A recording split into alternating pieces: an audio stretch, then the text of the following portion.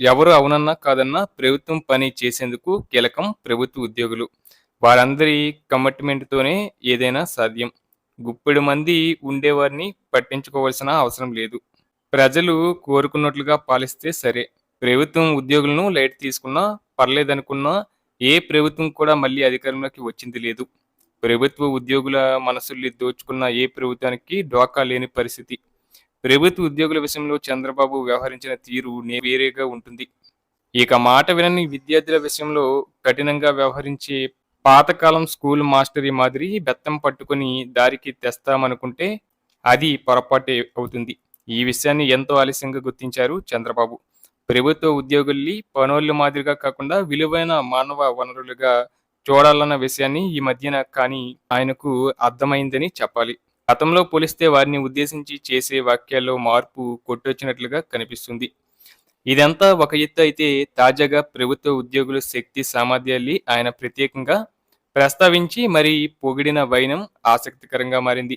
కూటమి సర్కార్ తన పాలనలో మొదటి సంవత్సరాన్ని విజయవంతంగా పూర్తి చేసిన వేళ తొలి అడుగు పేరుతో నిర్వహించిన కార్యక్రమంలో ఆయన ప్రభుత్వ ఉద్యోగుల్ని వారి పనితీరును ప్రత్యేకంగా ప్రస్తావించారు. గతంలో ఇలాంటి కార్యక్రమాల్లో ప్రభుత్వ ఉద్యోగులకు హితబోధ హెచ్చరికలు చేసేవారు. అందుకు భిన్నంగా ఆయన పొగడ్తలతో ముంచెత్తారు.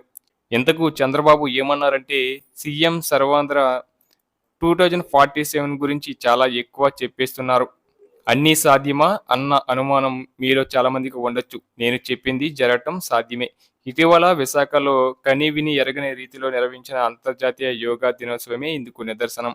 11 అంతర్జాతీయ యోగా దినోత్సవాన్ని విశాఖలో చేస్తే బాగుంటుందని ప్రధాని నరేంద్ర మోదీ సూచనప్రాయంగా చెప్పినప్పుడు నేను సరేనని చెప్పా అంటూ ఇటీవల జరిగిన అంశాన్ని చెప్పుకొచ్చారు.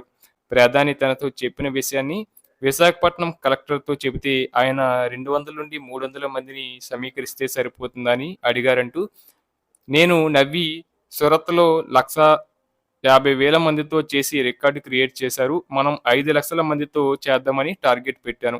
చాలా మంది అది సాధ్యం కాదన్నారు. కానీ 30 రోజుల్లో 30 ఈవెంట్స్ చేయటమే కాదు. ఆ రోజున 3,00,000 మందితో యోగా దినోత్సవాన్ని నిర్వహించి గిన్నిస్ రికార్డ్ క్రియేట్ చేశాం. ఏదేమైనా మెగా స్కేల్‌లో ఆలోచించి సాధ్యం చేస్తేనే మనకు తృప్తి అని వ్యాఖ్యానించారు. ఈ సందర్భంగా ప్రభుత్వ ఉద్యోగులను ఉద్దేశించి ఆసక్తికర వ్యాఖ్యలు చేశారు. సీఎం చంద్రబాబు నోటి నుంచి ఈ తరహా వాక్యాలు రావడంతో ప్రభుత్వ ఉద్యోగులు సంతోషానికి గురయ్యారు. ఎంతకు ఆయన ఏమన్నారంటే ఏ రాష్ట్రానికైనా ఒక కార్యక్రమం చేయమని చెబితే చాలా టెన్షన్ ఫీల్ అవుతారు.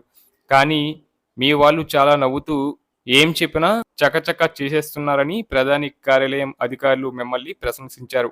మీరు హనుమంతుడి లాంటి వారు. మీరు ఏమైనా చేయగలరు. మీ శక్తి మీకు తెలియదు. నాకు తెలుసు అంటూ విద్యార్థుల్ని తన మాటలతో మోటివేట్ చేసి మంచి టీచర్ మాదిరి సీఎం చంద్రబాబు చెప్పిన మాటలు ప్రభుత్వ ఉద్యోగులకు కొత్త ఉత్సవాన్ని కలిగిస్తాయని మాత్రం చెప్పక తప్పదు.